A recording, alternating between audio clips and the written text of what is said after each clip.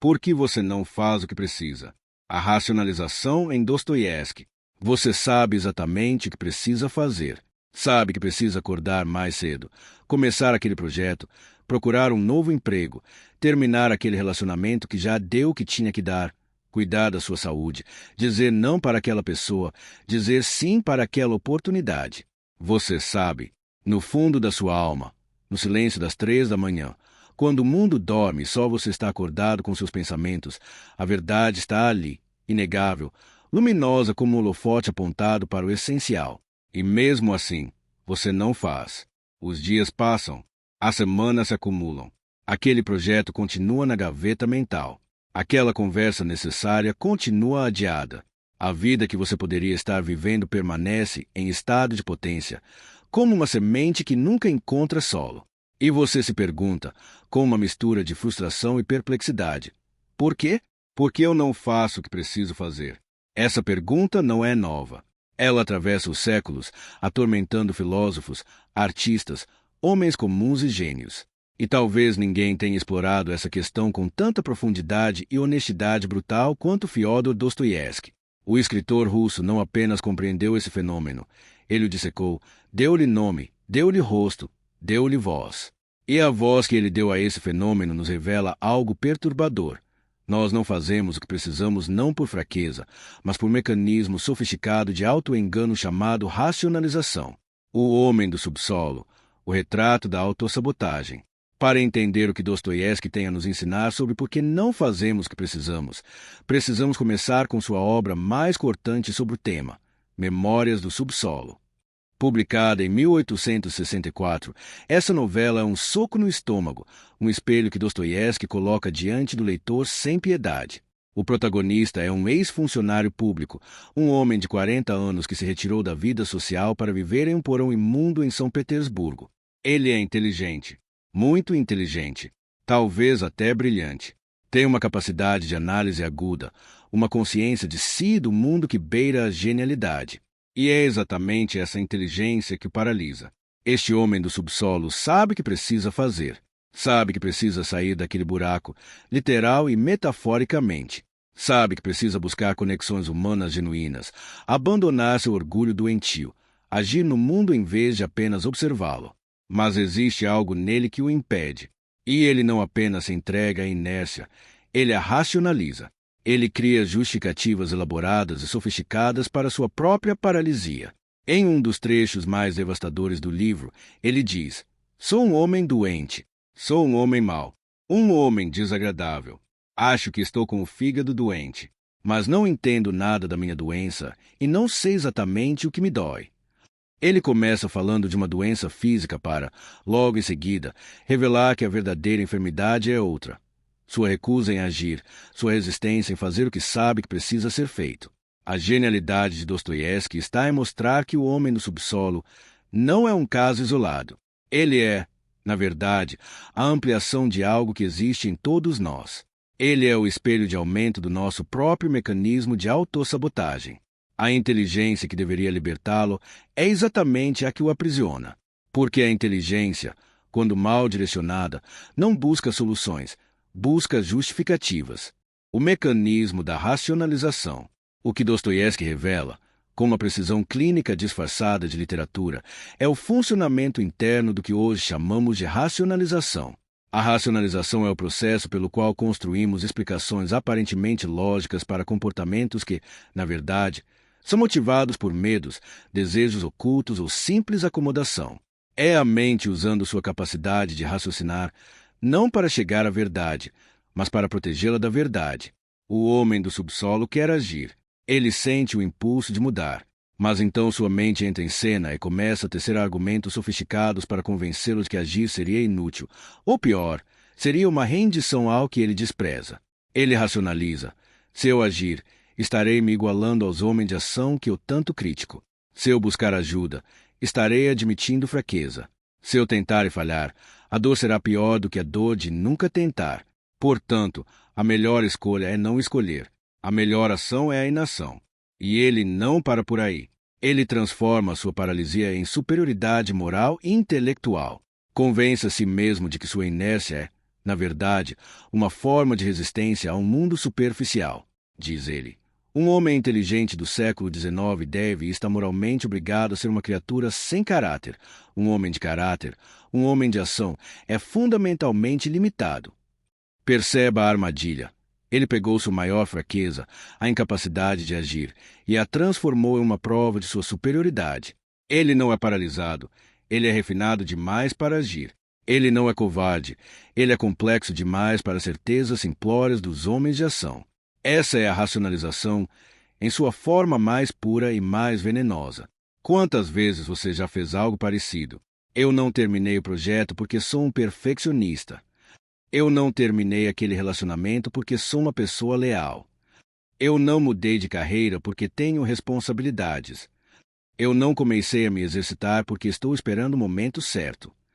Cada uma dessas frases pode conter uma verdade, mas também pode ser, e frequentemente é, uma racionalização que esconde o verdadeiro motivo: medo, inércia, comodismo. Raskolnikov e a teoria que justifica o crime. Se o homem no subsolo é o retrato da paralisia que se justifica, Raskolnikov, protagonista de Crime e Castigo, é o retrato da ação que se justifica com uma teoria e que cobra um preço devastador. Raskolnikov é um ex-estudante de direito que vive na pobreza extrema em São Petersburgo. Ele não é um homem burro. Pelo contrário, é brilhante, articulado, capaz de formular teorias complexas. E é exatamente isso que o leva à ruína. Porque antes de cometer o assassinato de uma velha agiota, ele passou meses racionalizando o crime. Sua teoria dizia o seguinte: existem homens comuns e homens extraordinários. Os homens comuns devem seguir as leis. Mas os homens extraordinários, os Napoleões, os grandes líderes, têm o direito de transgredir as leis em nome de um propósito maior. E Raskolnikov se pergunta: eu sou um homem extraordinário? Tenho a coragem de transgredir? Ou sou um piolho como todos os outros? A teoria é brilhante, é articulada, é convincente, mas é uma racionalização. Por trás da fachada intelectual, o que existe é desespero, orgulho ferido, pobreza humilhante e um desejo de se provar superior.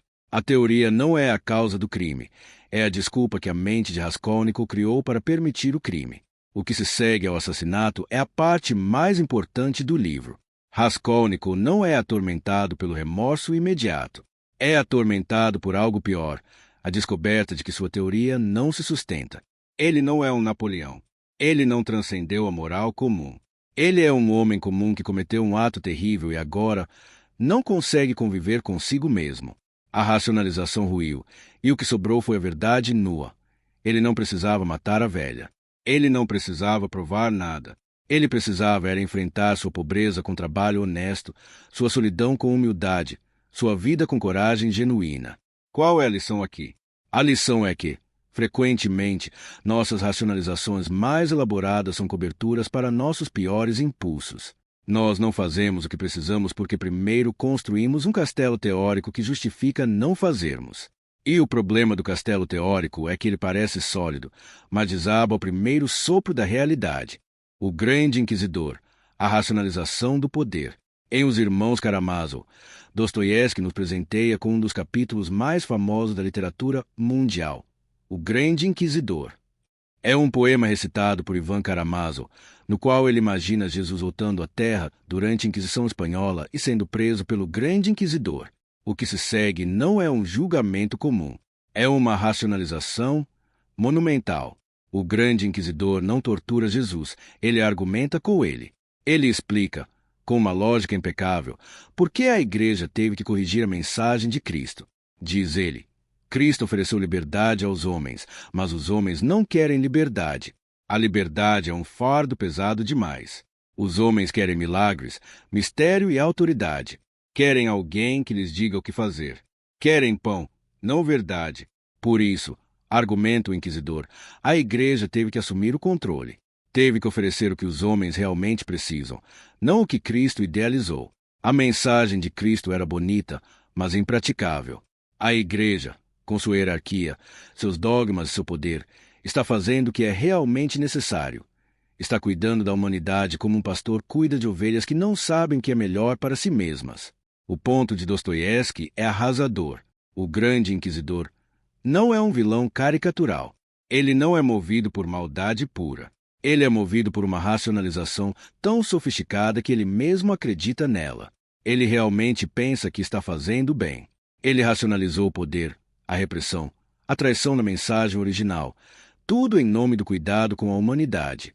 E nós, quantas vezes fazemos o mesmo? Quantas vezes justificamos nossas piores decisões com os melhores argumentos? Eu não disse a verdade para proteger a pessoa. Eu não mudei de vida porque preciso sustentar minha família. Eu não busquei meus sonhos porque é egoísmo. Todas são formas de grande inquisidor interior, tecendo argumentos para nos manter na zona de conforto do conhecido, do seguro, do que não exige coragem. O paradoxo da liberdade. Há um paradoxo que atravessa toda a obra de Dostoiévski e que é central para entendermos por que não fazemos o que precisamos. É o paradoxo da liberdade. Somos livres. Essa é a condição humana fundamental. Mas a liberdade é aterrorizante. Ela nos coloca diante do abismo das possibilidades. Ela nos obriga a escolher, a arcar com as consequências, a viver sem garantias. Diante desse terror, desenvolvemos estratégias para escapar da liberdade sem admitir que estamos fugindo. Uma dessas estratégias é a racionalização. Construímos argumentos que nos convencem de que não somos livres, de que estamos presos a circunstâncias, obrigações, responsabilidades. E assim nos eximimos da angústia de escolher. Dostoiévski mostra isso de forma magistral no Homem do Subsolo. Ele diz: o homem pode desejar, conscientemente, algo que é prejudicial, estúpido, até mesmo completamente idiota. Pode desejar isso simplesmente para ter o direito de desejar por si mesmo. Ou seja, a liberdade de escolher o que é ruim para si é ainda assim um exercício de liberdade. E muitas pessoas preferem não fazer o que precisam precisamente para afirmar sua liberdade contra o que é esperado delas. É a rebeldia do adolescente que não arruma o quarto, não porque não queira o quarto arrumado, mas porque não quer que lhe digam o que fazer. É o funcionário que sabota sua própria carreira, não porque não queira progredir, mas porque não quer ceder às expectativas do chefe. É o homem que não termina o relacionamento tóxico, não porque não saiba que precisa terminar, mas porque terminar seria admitir que os outros estavam certos sobre a relação. Esse paradoxo revela algo profundo sobre a natureza humana. Não somos seres puramente racionais. Somos seres contraditórios, movidos por desejos obscuros, vaidades escondidas, medos ancestrais. E a racionalização é a ferramenta que permite que convivamos com essas contradições sem enlouquecer. Ela costura uma narrativa coerente sobre um tecido cheio de rasgos e remendos. O preço da racionalização. Se a racionalização fosse apenas um mecanismo inofensivo, não haveria problema. Mas ela cobra um preço altíssimo. E Dostoiévski mostra esse preço em cada um de seus personagens. O homem do subsolo termina sua narrativa amargurado, isolado, incapaz de amar ou ser amado. Sua inteligência, que poderia tê-lo salvo, apenas aprofundou seu buraco. Ele é o retrato do que acontece quando racionalizamos demais, perdemos a capacidade de agir, de sentir genuinamente, de nos conectar. Tornamo-nos espectadores da própria vida. Raskolnikov é salvo no final, mas apenas depois de confessar, de ser exilado na Sibéria, de se despir de todas as suas racionalizações e aceitar o amor simples de Sônia. Sua redenção vem quando ele para de teorizar e começa a sentir. Quando ele para de justificar e começa a viver. O grande inquisidor termina seu discurso em silêncio. Jesus não responde com palavras. Apenas se aproxima e o beija. O beijo é a resposta que transcende a racionalização. É o gesto que diz: você pode ter todos os argumentos do mundo, mas está errado. Está errado porque a verdade não está apenas na lógica. Está no amor, na coragem, na ação que não se justifica, simplesmente se faz. O preço da racionalização é a distância entre quem somos e quem poderíamos ser. É a vida não vivida. É o projeto não começado. É o amor não declarado. É o perdão não oferecido. É a mudança adiada até que seja tarde demais. Cada dia que passamos racionalizando nossa inação é um dia que subtraímos da única vida que temos. Como romper o ciclo? Dostoiévski não oferece soluções fáceis. Seria contraditório com sua visão da complexidade humana. Mas ele oferece indicações, caminhos, luzes no meio da escuridão. A primeira indicação é a honestidade brutal consigo mesmo. Raskolnikov só começa a se curar quando confessa seu crime. O homem do subsolo, que nunca chega a essa honestidade, permanece preso. A honestidade é o primeiro golpe na estrutura da racionalização. É o momento em que você olha para a sua vida e diz: eu não fiz o que precisava não porque as circunstâncias me impediram, mas porque eu escolhi não fazer. Tive medo, fui preguiçoso, fui orgulhoso. A segunda indicação é o sofrimento aceito. Dostoiévski acreditava que o sofrimento, quando abraçado em vez de evitado, tem um poder redentor. Quando paramos de fugir da dor de agir, a dor da rejeição, a dor do fracasso, a dor da mudança, e a aceitamos como parte do caminho, algo se transforma. A racionalização perde sua força porque ela existe exatamente para evitar o sofrimento. Se você aceita o sofrimento, não precisa mais das desculpas. A terceira indicação é a ação simples, sem teoria. Os personagens que se salvam em Dostoiévski são frequentemente os mais simples.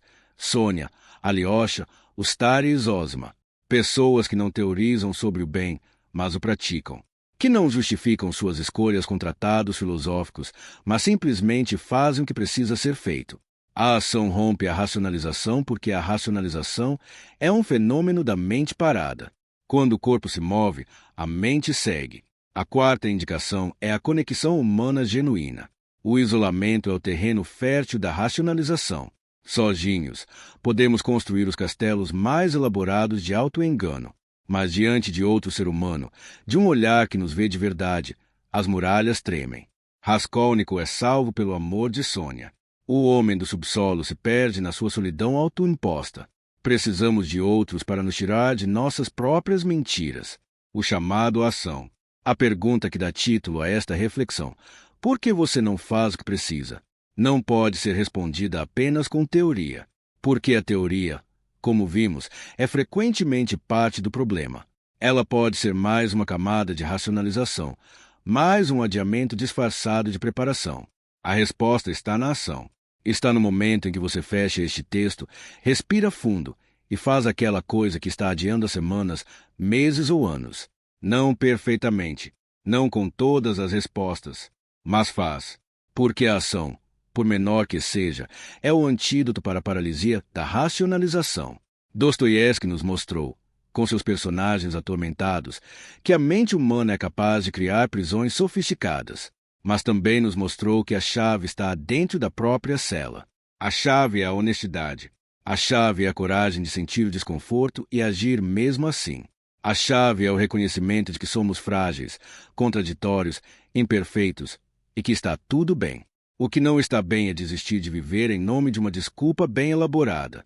Que este texto não seja apenas mais uma leitura. Que seja um ponto de virada. Um espelho que você segura diante de si mesmo e pergunta: qual é a minha racionalização? Qual é a história que venho contando para justificar não fazer o que sei que preciso fazer?